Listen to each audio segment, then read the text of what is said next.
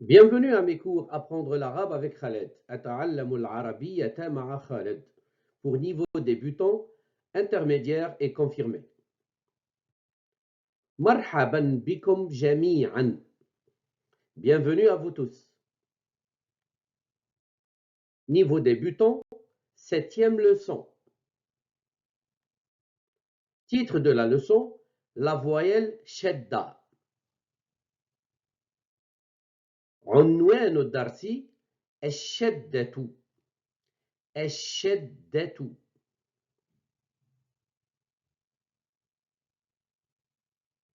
Qu'est-ce que la voyelle شدة? C'est une voyelle qui permet de doubler la prononciation de la lettre qui l'accompagne. C'est l'équivalent des consonnes doubles du français tels que 2P, 2M, 2R, etc. Observez le mot suivant. Observez le mot suivant. De droite à gauche, je lis fekkara. Je répète, fekkera.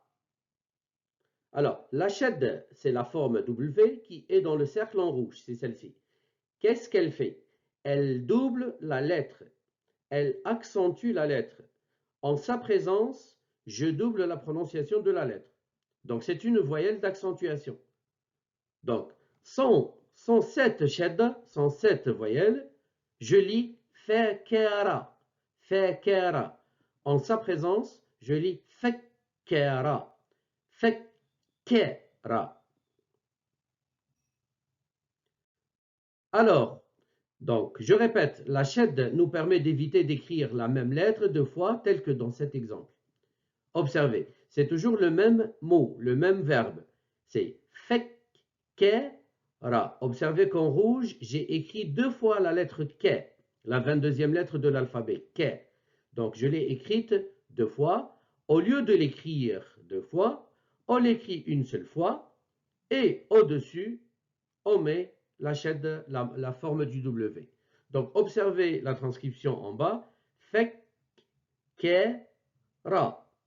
Donc, j'ai prononcé deux fois la lettre K en rouge. C'est le verbe réfléchir. Je répète, fekkera. Donc, je prononce trois syllabes. Je répète, fekkera.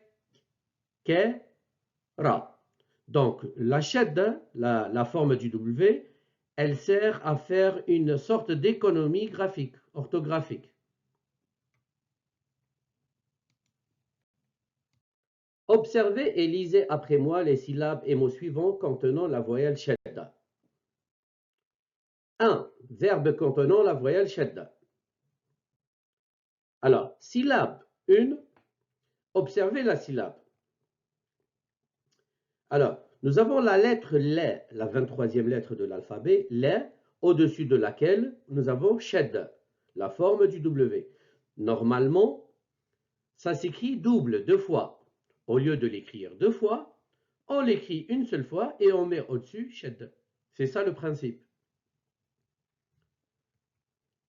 Au lieu d'écrire alors, allama, allama, on écrit allama, allama. Donc, c'est une question d'économie orthographique.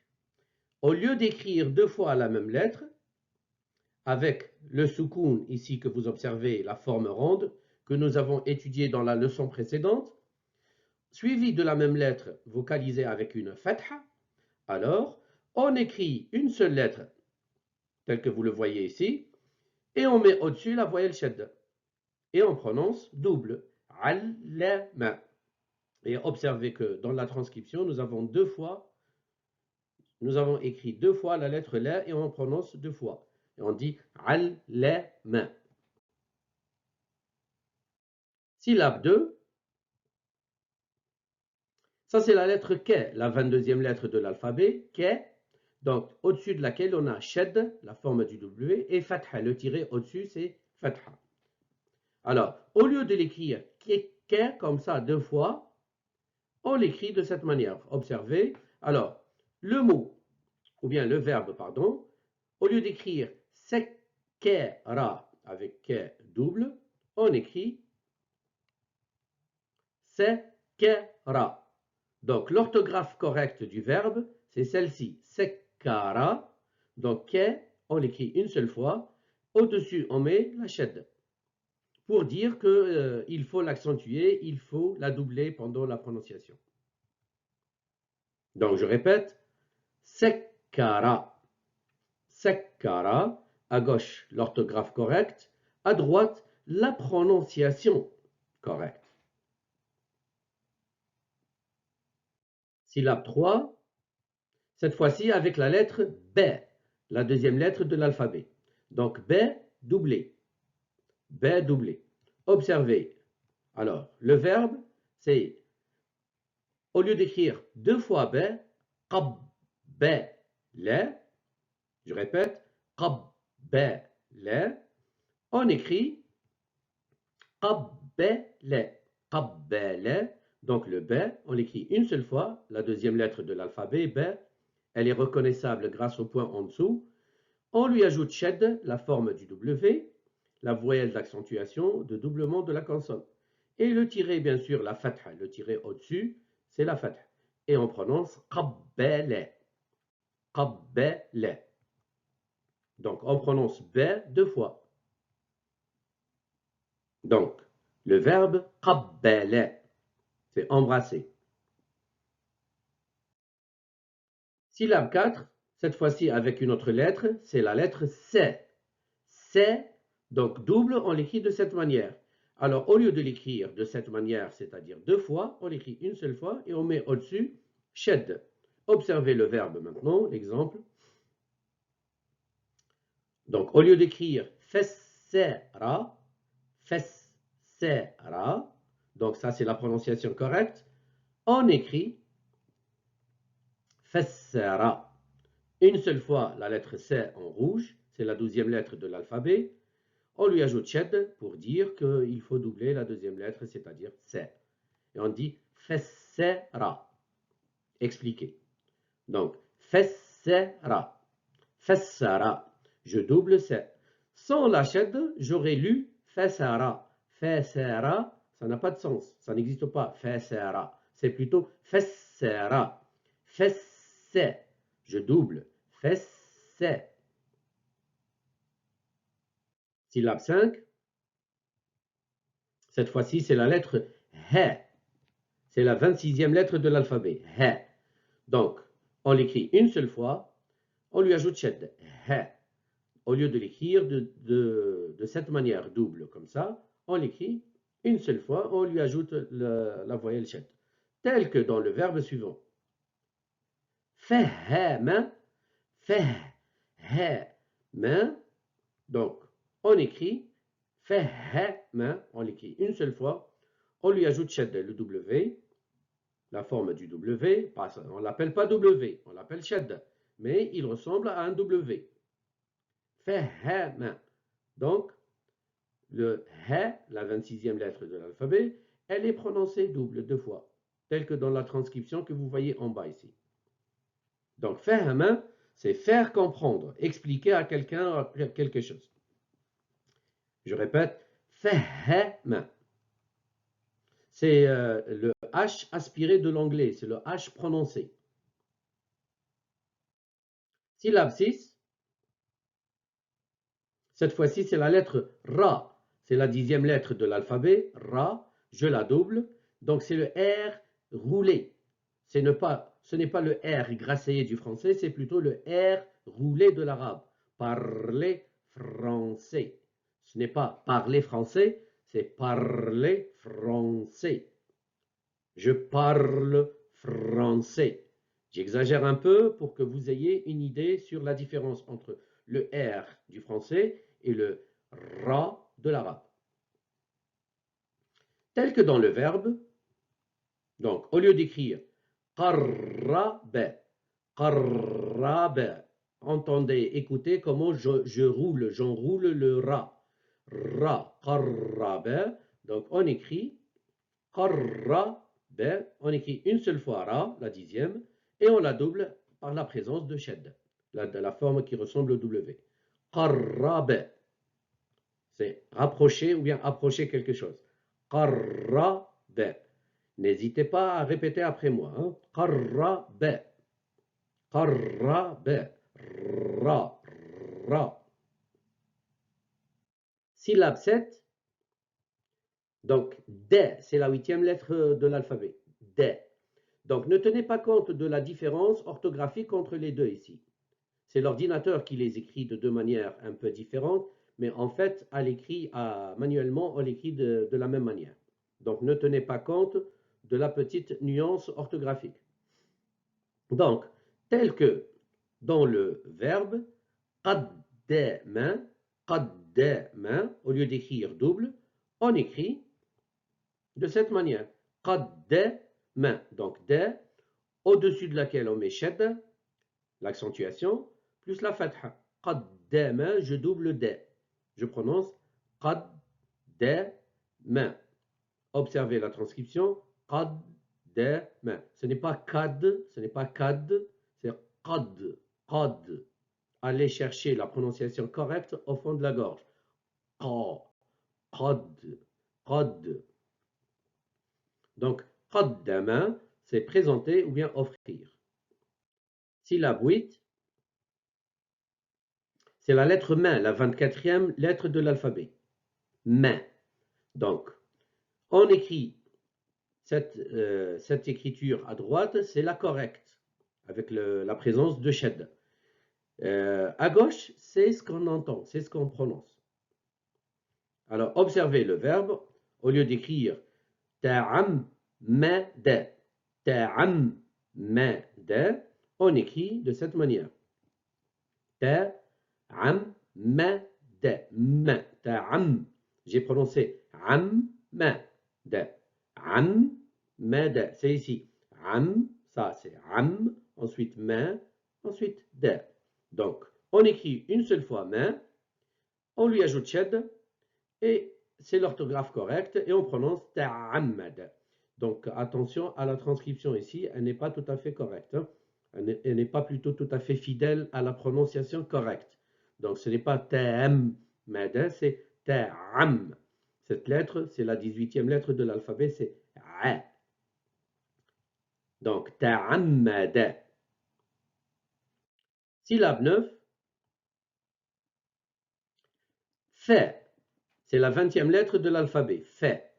Donc, on l'écrit une seule fois de cette manière, sous forme de boucle, on lui ajoute shed. Et la fatha, le tiré au-dessus. Fa. On la prononce fa. Alors, au lieu d'écrire nafadha, nafadha, on écrit une seule fois la lettre fa en rouge, on lui ajoute shed, et bien sûr, le tiré, c'est la fatha. Nafadha. Nafadha. C'est le the de l'anglais. C'est exécuté. Nafadha. Syllabe 10. Cette fois-ci, c'est avec la lettre na, la 25e lettre de l'alphabet, na. Donc, au lieu d'écrire na, donc on écrit de cette manière, avec la présence de shed. Alors, au lieu d'écrire dans le verbe tafannana, tafannana, on écrit tafannana, tafannana. Donc, na, on l'écrit une seule fois, ici, on lui ajoute shed, sachant que la dernière aussi, c'est la 25e lettre, c'est na. Donc ici, on a trois na, na, na et na. C'est trop. Alors, les deux en rouge, on peut les économiser en une seule, à condition d'ajouter shed. En fait, c'est l'orthographe du mot en langue arabe qui s'écrit comme ça. Ce n'est pas à notre choix, à nous, selon notre choix à nous, ou bien à notre guise à nous. C'est le verbe qui s'écrit de cette manière. Nous, on est en train de voir, plutôt d'étudier la présence de cette forme qui ressemble au W. Qu'est-ce qu'elle a comme fonction? Elle a la fonction de doubler la lettre, c'est tout. Donc, tafannana, c'est exprimer artistiquement quelque chose. Deux noms contenant la voyelle shed. Maintenant, on va voir des noms. Syllabe 1, dans le premier nom, observez, Ça, c'est la lettre G, la cinquième lettre de l'alphabet G. Donc, elle est doublée par la présence de shed. Donc, normalement, on prononce G. G. Deux fois. Donc, au lieu d'écrire Najjarun deux fois, on écrit Najjarun. Najjarun. Najjarun. Donc, G, on l'écrit une seule fois. On lui ajoute shed, la voyelle d'accentuation, et la fatha, bien sûr, le tiret au-dessus. Et on prononce Najjarun. Donc, j'ai prononcé deux fois G. Najjarun. C'est un menuisier. Syllabe 2. Cette fois-ci, c'est la lettre Ra, la dixième. C'est le R roulé. Au lieu de l'écrire double, comme ça, donc on l'écrit une seule fois avec shed. Au lieu d'écrire alors Kurrasun, Kurrasun, on écrit Kurrasun une seule fois. On met shed au-dessus. Kurrasun. Kurrasun. Kurrasun. Syllabe 3. La lettre B, la deuxième lettre de l'alphabet, B, doublée avec shed. Donc, au lieu d'écrire double comme ça, sachant que ça se prononce B. B, deux fois. Donc, au lieu d'écrire dans le nom suivant, Shub, B, Kun, c'est Shub, B, Kun. Donc, au lieu d'écrire deux fois la lettre B, on l'écrit une seule fois. On la double avec la shed, la présence de shed, et bien sûr avec fatha le tiré, et on prononce shubbekun. Shubbekun. Répétez après moi. Shubbekun. Donc ça c'est l'orthographe correcte. Ça c'est la prononciation correcte. À droite, la prononciation correcte. À gauche, l'orthographe, l'écriture correcte du nom. Syllabe 4. Maintenant, c'est la lettre main, la 24e. Donc, main avec shed. Et on prononce main. Main. Alors, au lieu d'écrire tel que dans le mot, ou bien le nom, hammamun. Hammamun. J'ai prononcé double. Donc, on écrit hammamun. Hammamun. Donc, main, on l'écrit une seule fois. On lui ajoute shed pour dire qu'elle est accentuée. Elle est prononcée double. Donc, voici la transcription. Hammamun.